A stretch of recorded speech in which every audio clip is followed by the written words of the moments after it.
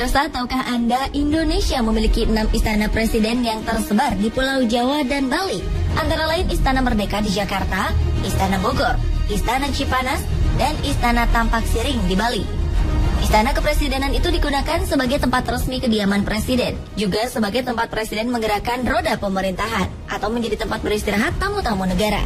Namun ternyata ada juga yang menyimpan cerita-cerita unik maupun kisah-kisah mistis.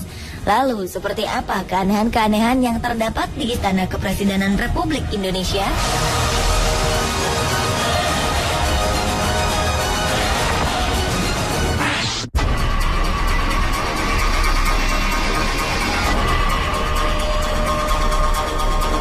Demi penghematan uang negara, dahulu Presiden Gus Dur memutuskan tinggal di Istana Merdeka.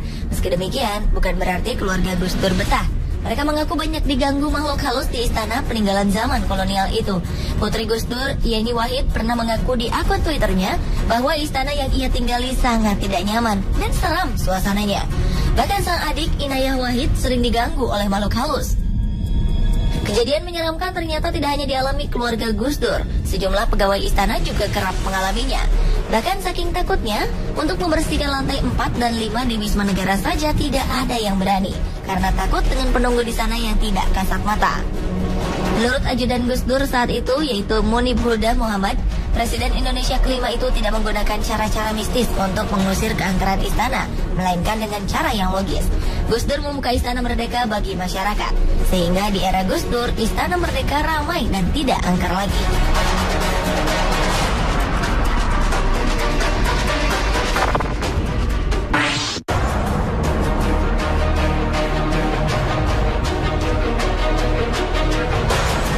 Istana Merdeka merupakan tempat resmi kediaman dan kantor Presiden Indonesia yang terletak satu kompleks dengan Istana Negara dan Binagraha, yaitu terletak di Jalan Merdeka Selatan, Jakarta.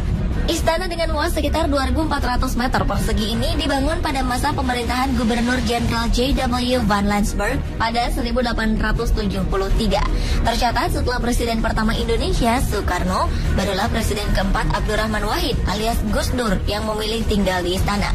Kini Istana Merdeka ditinggali oleh Presiden ke-7 Indonesia, Joko Widodo, atau yang akrab disapa Jokowi. Yang menarik, ternyata Jokowi dan Ibu Negara Iriana Widodo bukan hanya tinggal, tetapi tidur di bekas ranjang Presiden Soekarno. Diketahui selama ini tak ada presiden yang berani tidur di ranjang kamar sang proklamator itu. Bahkan putri dari Bung Karno, Megawati Soekarno Putri sekalipun.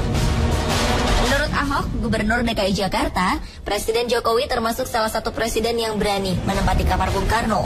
Meski banyak informasi tentang bangunan tersebut yang penuh dengan cerita mistis, Jokowi mengaku tidak merasa terganggu oleh cerita-cerita itu. Ia malah merasa nyaman, sebab ia juga pernah tinggal di gedung tua saat ia menjabat sebagai wali kota Solo.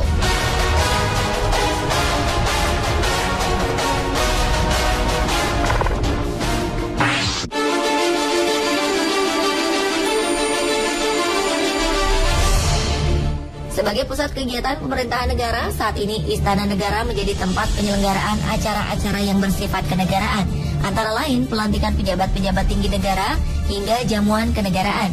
Namun ternyata ada sebuah kisah di balik salah satu acara pelantikan resmi di Istana Negara tersebut, tepatnya saat pengangkatan Albert Hasibuan sebagai anggota Dewan Pertimbangan Presiden untuk bidang hak asasi manusia pada awal tahun 2012 lalu oleh Presiden Indonesia ke-6 Susilo Bambang Yudhoyono. Usai pelantikan, meja marmer yang dipakai sebagai tempat penandatanganan tiba-tiba pecah dan hancur berkeping-keping seperti habis dipukul dengan benda keras. Peristiwa itu terjadi ketika pasukan pengamanan presiden atau Pas Pampres hendak memindahkan meja marmer setebal 2 cm tersebut. Walau sempat terkejut, acara pelantikan tak terganggu sama sekali. Diketahui alas marmer tersebut terlepas dari meja besi kerangkanya. Namun ternyata ada juga yang mengaitkannya dengan hal-hal metafisika, yang konon pecahnya meja tersebut merupakan teguran dari si penunggu meja marmer bagi sang presiden kala itu.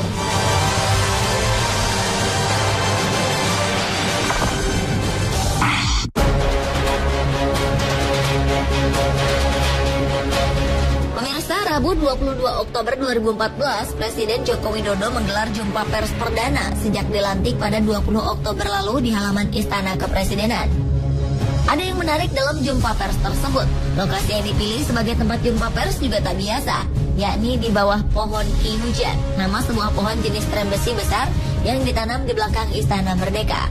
Pohon Ki Hujan ini seperti menjadi saksi bisu atas segala yang terjadi di kompleks kepresidenan itu. Di antaranya saat SBY pernah menerima penyerang kesebelasan nasional Prancis, Zinedine Zidane. Menariknya, Ki Hujan ini ternyata sudah berusia 144 tahun sejak ditanam pada 1870, yang artinya 3 tahun sebelum Istana Merdeka dibangun oleh arsitek Grosarek. Meski ditopang oleh sejumlah tiang, pohon ini masih terlihat gagah. Yang menariknya lagi, pohon ini sempat diterjang angin puting beliung yang terjadi di kawasan Istana pada 5 Januari 2012 silam. Banyak pohon bertumbangan, namun anehnya Ki Hujan tetap kokoh berdiri. Hanya dedaunannya saja yang rontok dan ranting-ranting kecil yang berjatuhan.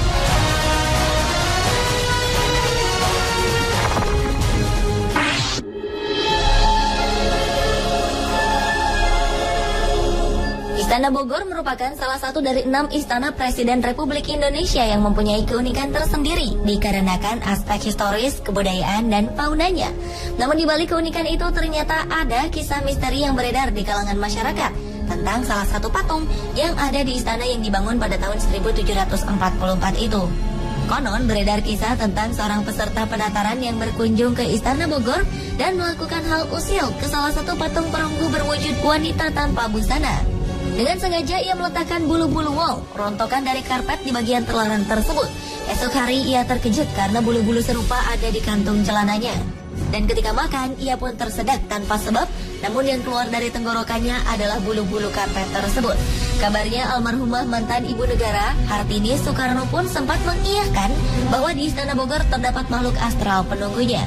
Konon, ia pernah melihat seorang tamu yang tak kasat mata saat memasuki ruangan presiden di istana tersebut.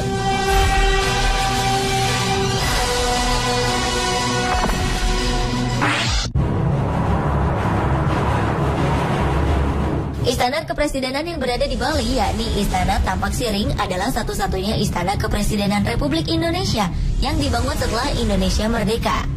Karena kelima istana lainnya, yakni Istana Negara, Istana Merdeka, Istana Bogor, Istana Cipanas, serta Istana Gedung Agung Yogyakarta dibangun semasa zaman kolonialisme Belanda. Istana Tampak Siring biasanya digunakan oleh presiden untuk beristirahat, melakukan rapat kerja, serta melakukan perundingan luar negeri. Istana Tampak Siring diprakarsai oleh Soekarno dan mulai dibangun pada tahun 1957 hingga tahun 1963. Di istana tersebut terdapat sebuah kamar yang dulu sempat dihuni Soekarno. Konon menurut warga setempat, kamar tersebut hingga kini tidak dihuni dan sengaja dikosongkan karena ada kekuatan mistis yang meliputi ruangan tersebut. Sementara Presiden Indonesia yang datang berkunjung ke istana itu menempati bangunan lain yang tak jauh dari bangunan yang ditempati Soekarno.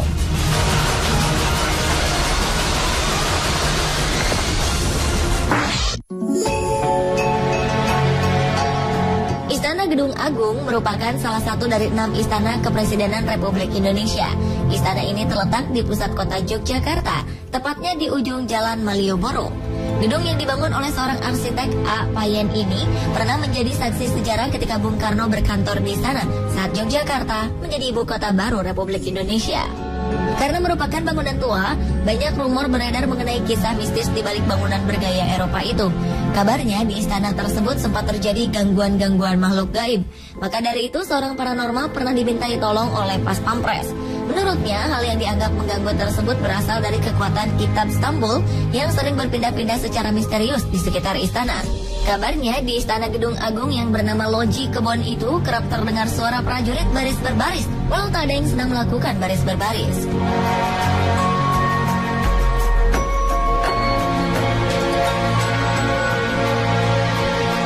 Pemirsa, itulah 7 peristiwa aneh yang pernah terjadi di Istana Kepresidenan Indonesia versi On The Spot.